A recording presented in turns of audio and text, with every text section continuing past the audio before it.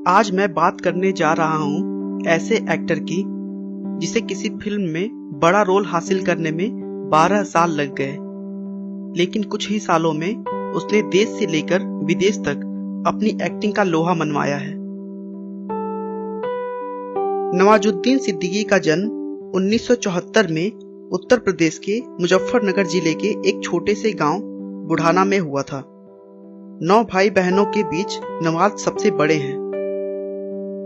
उनके पिता एक किसान हैं और वो बताते हैं कि नवाज पूरे साल पैसे जुटाता था और ईद या दीपावली के समय शहर जाकर मूवी देखता था।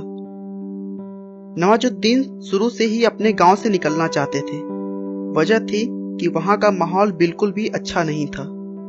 नवाज कहते हैं कि उनके गांव में बस लोग 3 ही चीज जानते हैं: गेहूं, गन्ना और गन। माहौल अच्छा न होने की वजह से वो हरिद्वार चले गए, जहां उन्होंने केमिस्ट्री में बीएससी की पढ़ाई पूरी की। इसके बाद वो बड़ोदरा गुजरात में एक कंपनी में बतौर केमिस्ट काम करने लगे। इस काम में उनका मन नहीं लगता था, लेकिन पैसे के लिए कुछ न कुछ तो करना ही था, इसलिए वो किए जा रहे थे। एक दिन उनके एक दोस्त ने उन्हें गुजराती नाटक दिखाया।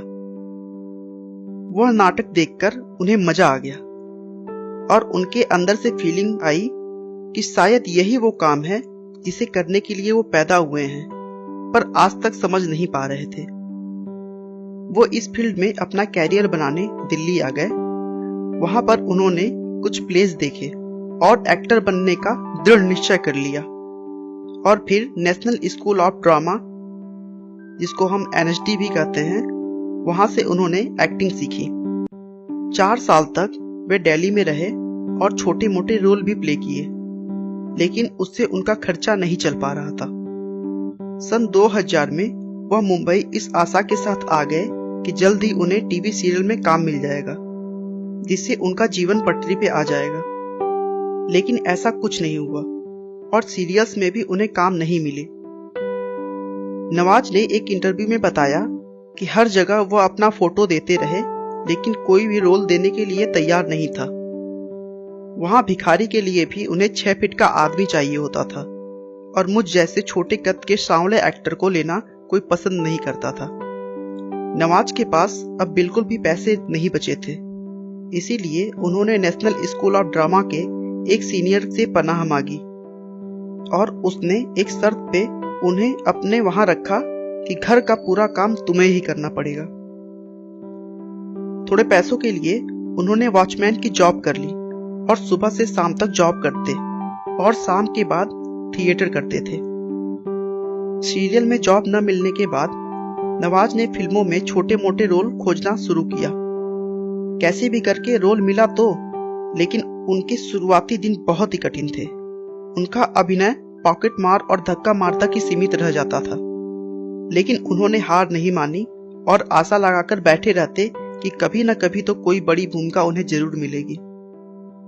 एक समय ऐसा भी था कि उनके पास खाना खाने के पैसे नहीं थे और उन्हें लगता था कि उन्हें गांव वापस चले जाना चाहिए, लेकिन फिर वह सोचते कि आखिर क्या मुंह लेकर वह वहां वापस जाएं। एक बार डायरेक्टर अनुराग कश्यप ने उनका एक हिंदी नाटक देखा और प्रभावित होकर उन्हें ब्लैक फ्राइडे में थोड़ा बड़ा रोल दिया, जिसे नवाज ने बखूबी निभाया। बस वहीं से उन्हें सफलता मिलनी शुरू हो गई थी।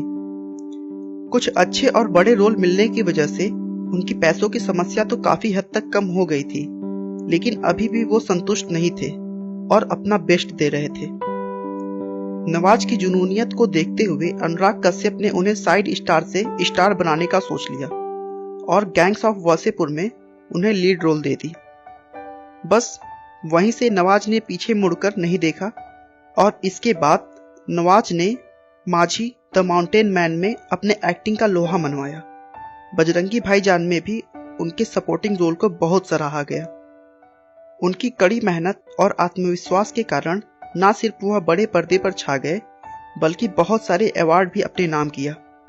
नवाज अपने आप को स्टार नहीं एक्टर मानते हैं। उनका कहना है वह स्टार नहीं बनना चाहते, वह एक एक्टर बनकर रहना चाहते हैं।